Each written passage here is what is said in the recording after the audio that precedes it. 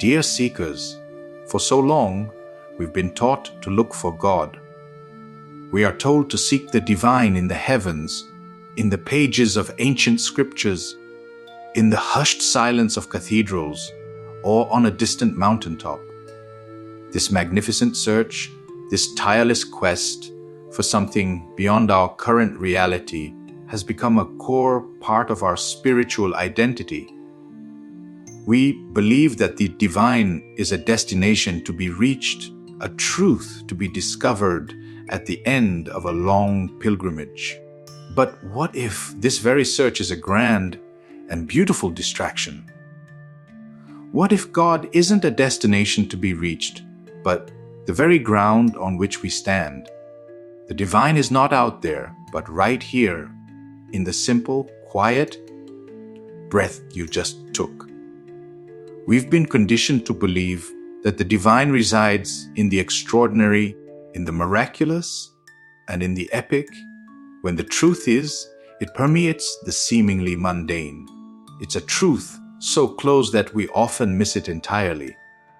This constant striving, this state of wanting to be somewhere else, is the great illusion that separates us from the sacred. We believe that if only our lives were a little more perfect, our relationships a little more aligned, our careers a little more successful, or our dreams a little more realized, then the divine would finally manifest. This belief traps us in the tyranny of the future. It blinds us to the simple, radical truth that the sacred is not absent from this very moment, the moment you are breathing, laughing, or feeling your heart ache.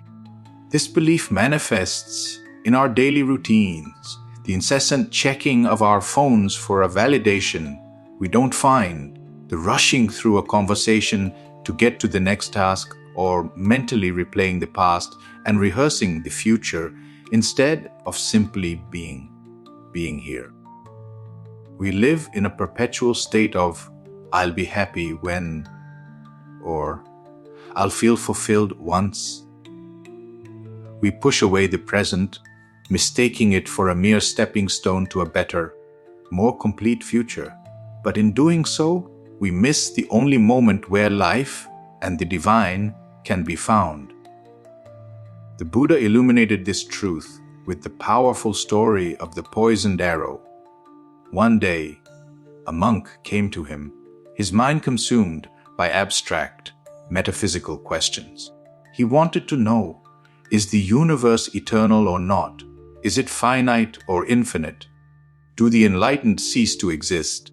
He declared to the Buddha that he would not follow his teachings until he had answers to these ultimate questions. The Buddha, with a compassionate gaze, replied, "Imagine a man wounded by a poisoned arrow. His friends rush to find a surgeon to remove it, but the man refuses, saying, 'I will not allow this arrow to be removed until I know the name of the man who shot it, what clan he belongs to, the type of bow he used, the kind of feathers on the arrow, and the wood of the shaft. That man,' the Buddha said, "would die before he ever got his answers." The Buddha's point was devastatingly simple. The poison of the arrow was an immediate and life-threatening problem. The details about its origin were irrelevant to the task at hand, which is survival. With that, the Buddha looked at the monk and said, "It is the same with the spiritual life.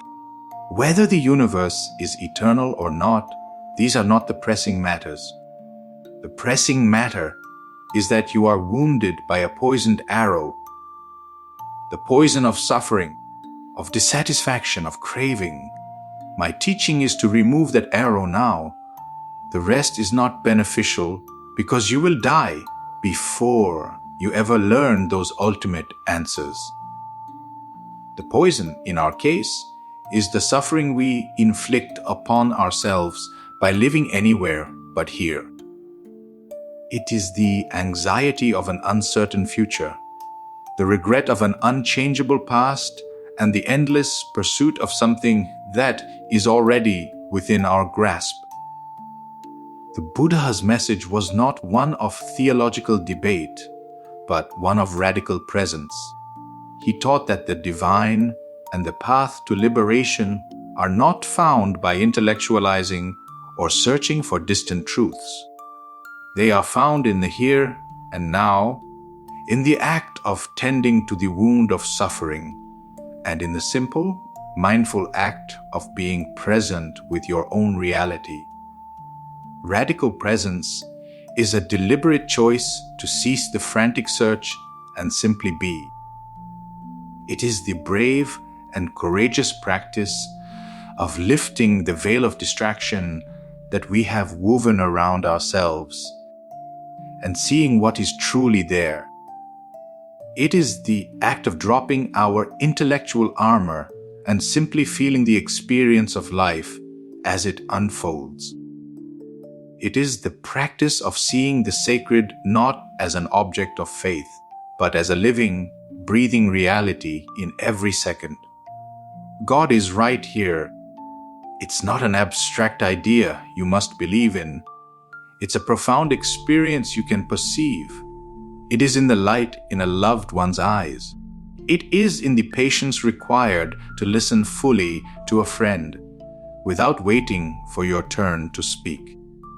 It is in the resilience of a single blade of grass pushing through concrete, in the vibrant, unforced beauty of a flower, and in the warmth of a mug of coffee on a cold morning.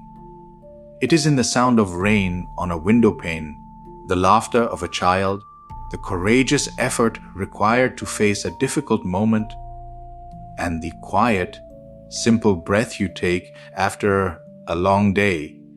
It is in the ache in your muscles after a long run, and in the quiet strength of holding someone's hand. It is in the intricate pattern of veins on a single leaf.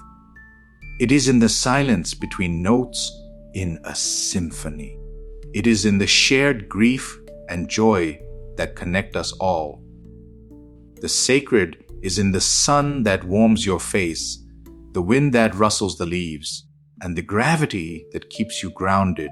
It's the feeling of your feet on the earth, the simple act of eating a meal, or the peace of watching the clouds drift by. So, I invite you to stop searching and start seeing. Take a breath. Feel the air enter your lungs. Listen to the sound of your own heart. For in this single, perfect, unrepeatable moment, you have everything you have ever needed, and you are exactly where you are meant to be. The pilgrimage is not to a distant place. The journey is over the moment you realize you have already arrived. The sacred is not a whisper from the mountaintop, but the thrumming, vibrant energy of your own life. Open your eyes and see.